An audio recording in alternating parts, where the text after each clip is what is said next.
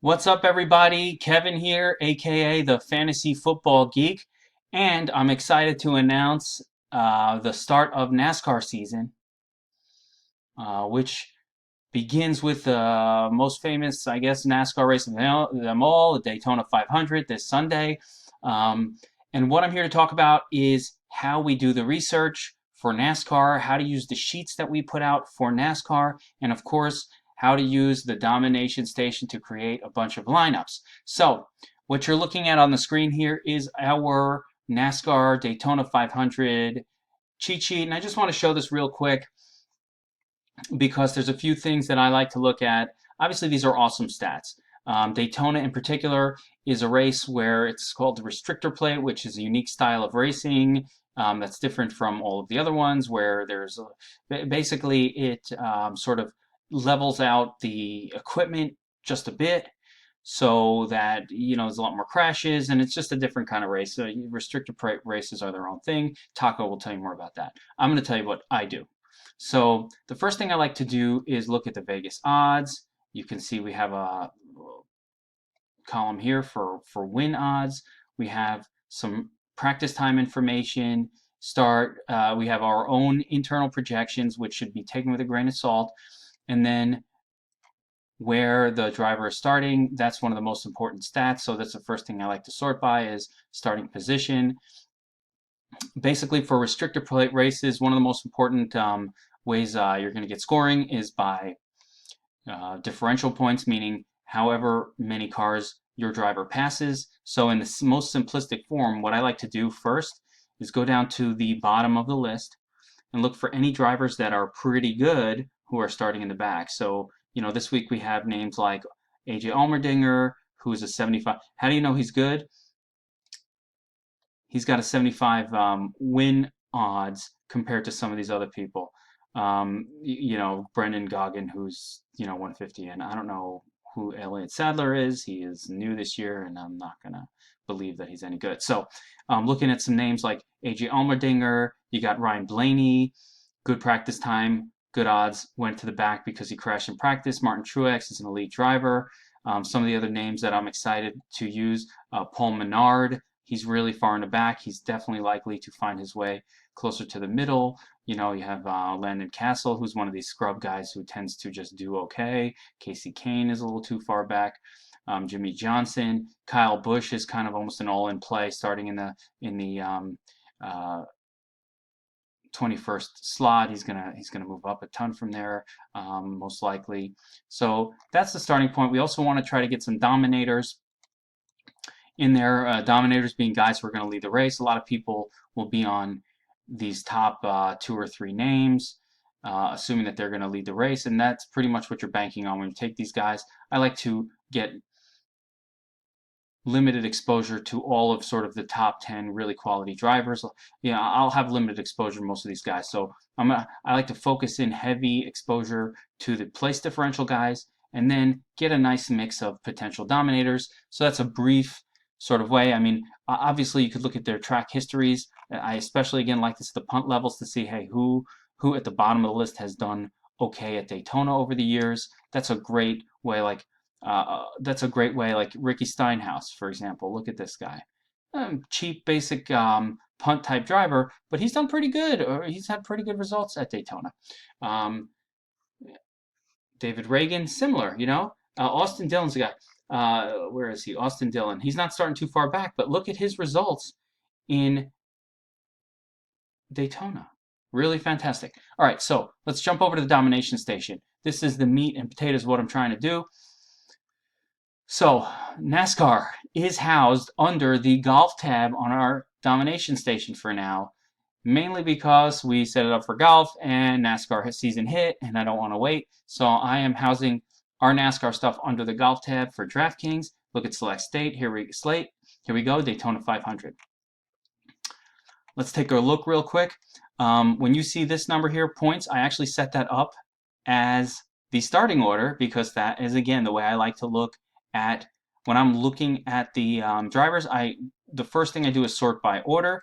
I want to know who's in the back. I want to know who's in the front. Most important thing. We have our projections. Okay, we came up with these projections, basically assuming, start times, end times, and things like that. You have to take these with a little bit of a grain of salt. These are not designed to be the end-all be-all, just a general sense of what we think is going to happen more than anything else.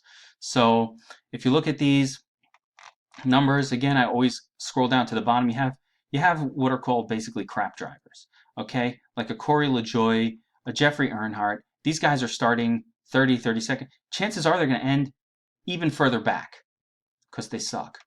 Like Paul Menard is going to move up, so he's got a nice projection.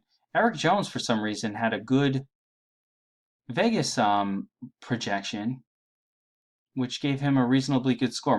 A lot of our projections are based on the Vegas win rates and a couple other things in there, and actually a little bit of subjective. AJ Allmendinger, again, pretty nice number. Look at the value, 5. So we're looking for high value. But another thing I like to look at or sort by when I'm doing this is fantasy points per dollar. So I'm looking at some of these numbers, and it's not just to look at who our projections think are the great values. And obviously Martin Truex is going to look good because he's starting 35th and he's an elite driver.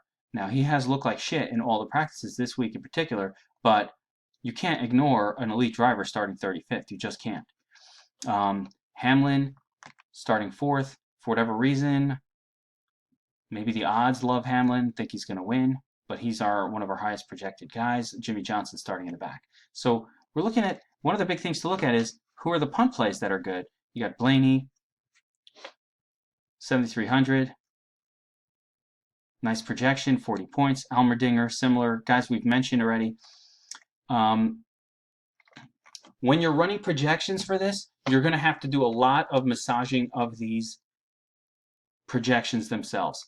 The way I like to do it, depending on how many lineups you're going to enter, I like to get a good mix. Again, I'll go heavy on the what I call place differential plays and lighter and more diverse in the dominator plays. So up front here, let's say Elliott. Now, I'm not super excited to play Elliott this week. I don't think that Elliott or Earnhardt is really going to be able to move out front and hold on for 500 miles or even a massive amount of time. Based on the practices that I saw, there was a lot of sort of passing, and it's very easy to fall behind. So it's very risky to hold too much of any of these top group, especially non-elite drivers like a McMurray, who's good, but not elite, or a Clint Boyer, who's good, but not elite. So basically, I normally, the way you want to really work it is to adjust these numbers to bring the fantasy points per dollar sort of in line with everybody you want to have,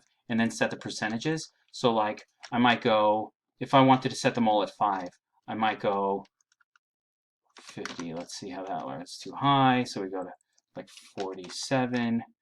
Okay, 46.5. Notice I'm looking at this number here, fantasy points per dollar, right? So this guy, right now, the way it's set up, it's going to basically use all Hamlin, so I can't have that. So I might go to 61 here. That's still too much. He's still at 6, so I might go to 58, something like that.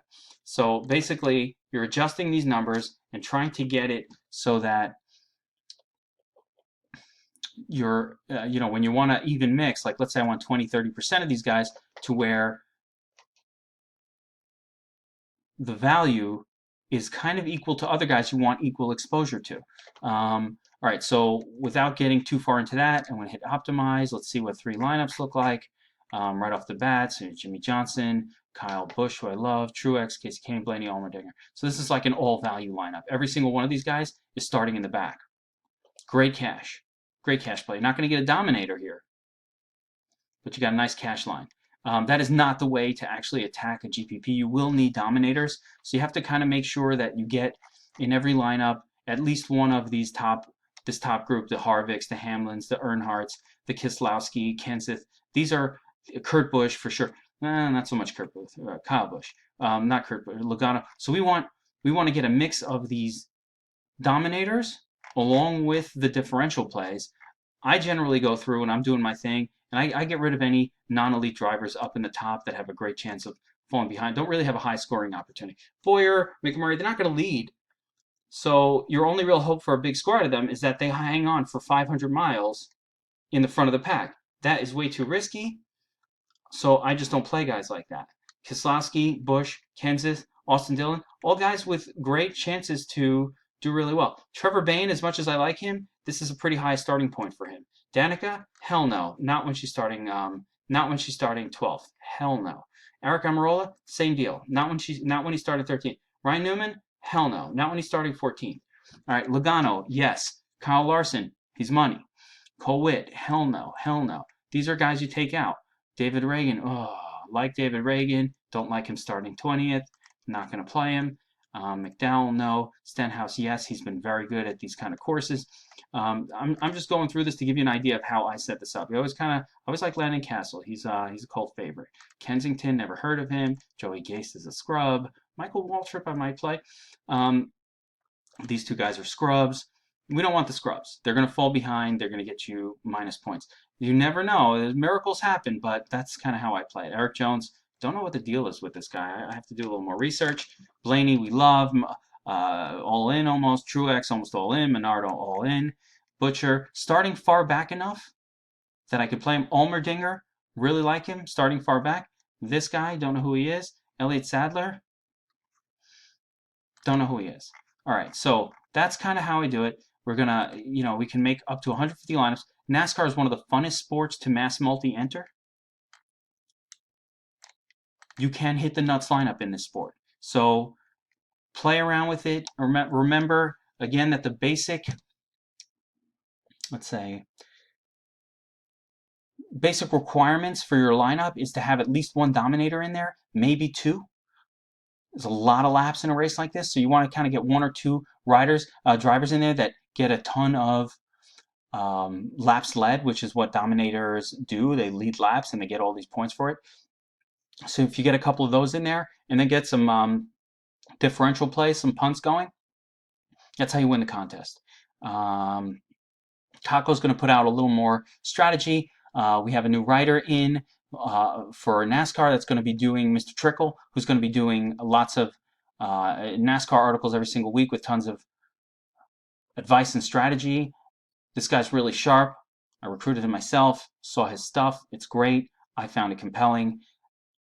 Part of the deal with the DFS Army is we bring you the smartest, most compelling writers, people who don't just make a bunch of picks for no reason, but rather bring you quantitative reasonings behind their thought process. Guys, I'm really excited for NASCAR. I'm really excited for Domination Station NASCAR. This is a really awesome tool to have for this particular sport. You almost can't play it without it. So good luck this weekend. I hope you all got a little bit out of this video.